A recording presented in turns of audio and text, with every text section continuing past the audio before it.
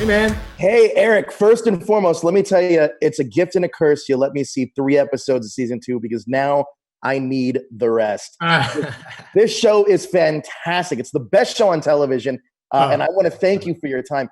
But let's dive into this a little bit. Now, in this season 2, there's these supervillain terrorists all over the world that have been activated by Homelander. However, you never really get the sense that they're more dangerous than their creators. Can you talk to me a little bit about that dynamic? Yeah. It's a great question.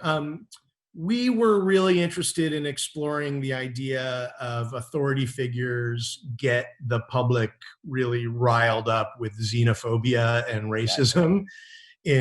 But ultimately, the most dangerous people are like the white dudes standing next to you.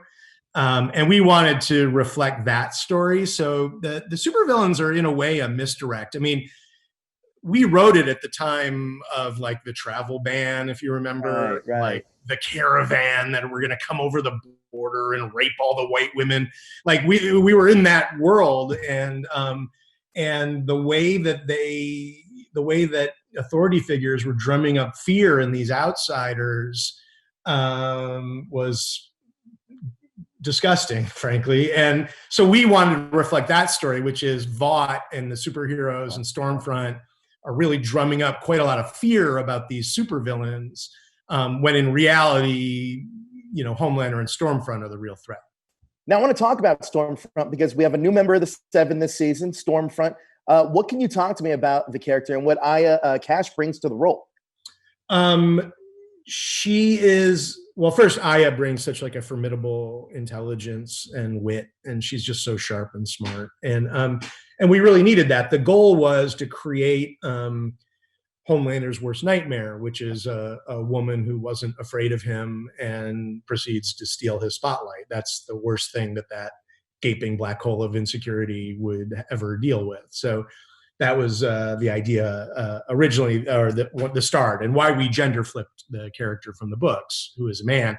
And then she was our way to get into issues of white nationalism. Anyone who reads the books knows who this character really is, and we ultimately reveal it.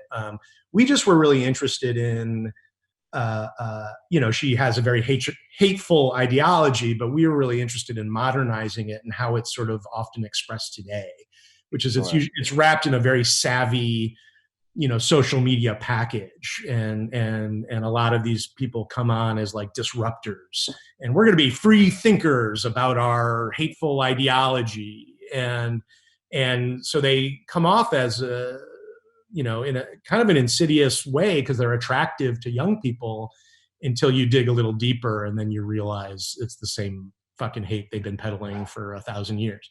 Exactly. And we wanted to reflect that in that character. Now, at the end of season 1, we're left at this big giant cliffhanger, and we see this dynamic between Homelander and Ryan, which is really unsettling in the real world. Now, talk to me about juggling that dynamic of abusive forthcoming father coming back into the picture while he's trying to unlock this kind of super privilege in Ryan. Yeah, no, that's a great question. Homelander is... the spoiler is like Homelander is a terrible father, so just just want to give that away. He's a mess, and he's such a snake's nest of insecurity and fear and neuroses, and he's one of those people who like have babies so they won't be alone. I think that's him. I think he wants to be a father so that there's someone he can raise as a little him who will worship him. I think he's hungry for the emotional connection he had with Stillwell, and then will get it any way he can. But he proceeds to give, some truly terrible advice to that kid.